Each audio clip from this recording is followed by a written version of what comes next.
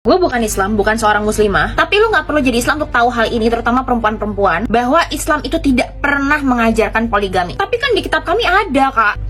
Ini gue gak bahas soal agama ya, ini gue bakal bahas tentang sejarah dan pendekatan sosiologinya. For the background, agama Islam itu berasal dari Arab. Nah, budaya bangsa Arab sebelum mengenal Islam itu disebut dengan jahiliyah. Budaya yang dilandasi untuk kesenangan pribadi dan juga memuaskan hawa nafsu. Dan salah satu budayanya adalah dengan tidak menghormati wanita. Dan gak heran gitu kalau raja-raja, bangsawan, saudagar itu istrinya banyak. Gak cuma belasan, bisa puluhan, bisa ratusan, bahkan ribuan raja, saudagar, bangsawan. Jadi bukan yang sama-sama miskin, sama-sama orang yang ekonominya standar gitu, enggak. Lalu Nabi mengeluarkan peraturan tentang poligami. Ingat, peraturan ya, bukan anjuran, bukan titah. Dan kalian tahu nggak dampak sosial dan juga implikasi yang terjadi saat itu ketika peraturan tentang poligami itu diturunkan oleh Nabi? Orang-orang yang gue sebut istrinya pada banyak tadi berbondong-bondong menyeleksi istri untuk diceraikan. Jadi ayat tentang poligami itu bukan anjuran untuk menambah istri. Bukan berarti lo tuh punya istri satu tapi lo Islam jadi harus nambah 3 biar 4. Gak gitu, Pak. Tapi kalau lo mau jadi seorang Islam, istri lo nggak boleh banyak-banyak. Karena Islam itu adalah agama yang menghormati perempuan. Terus kenapa harus 4 gak? Kenapa nggak langsung pangkas jadi 1 aja? Jadi gini, peraturan yang dibuat oleh Nabi itu adalah peraturan dan juga hukum yang relevan dengan kondisi sosial yang terjadi pada zaman itu. Dan dulu di Arab, populasi perempuan itu lebih banyak daripada laki-laki. Karena ada yang namanya janda perang. Zaman dulu orang sono sebelum kenal Islam doyannya perang. Pada modar dah tuh laki-laki. Maka dianjurkanlah oleh Nabi dalam peraturan poligami. Pilihlah janda-janda korban perang dan budak-budak yang membutuhkan supaya derajat mereka itu terangkat. Dan zaman dulu nggak semua perkawinan itu dilandasi oleh cinta dan nafsu, tapi juga politik. Zaman dulu raja, bangsawan, saudagar itu menikahkan anak perempuan mereka untuk alasan diplomasi. Ya biar cengli lah urusannya kayak gitu loh. Jadi kalau ada hubungan diplomasi yang perlu dijaga, ya udah itu istrinya boleh dikip. Jangan sampai hubungan yang baik jadi tubir lagi nih karena cerai. Makanya disisain 4. Nah, harapan gue bikin video ini tuh biar perempuan-perempuan itu terbuka gitu matanya, terbuka jendela pengetahuannya. Because this is the truth and it's underrated because people has been ignoring this. Jadi itulah kenapa Nabi bilang dalam poligami harus adil. Tugas laki-laki dalam pernikahan yang dinaungi oleh agama Islam itu berat banget loh. Kerjaan domestik rumah tangga aja itu sebenarnya urusan laki-laki, Mak. Makanya yang poligami itu adalah orang-orang yang di atas mampu, raja, bangsawan, saudagar yang duitnya kagak berseri. Karena perempuannya pasti dimuliakan, pasti happy. Jadi kalau miskin gitu kan, kurang mampu gitu kan, bukan